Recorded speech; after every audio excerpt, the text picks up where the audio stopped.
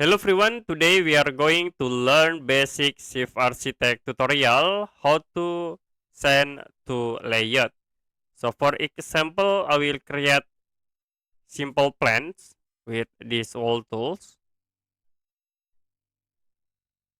And the next, I will send this plan to layout. You can double click on the layout projects in the project browser to be sure for the layout. Click on the floors, like I will click this first floor, click hold and then drag to layout. You can set for the scale in here, and if done, click OK to send the plan to layout.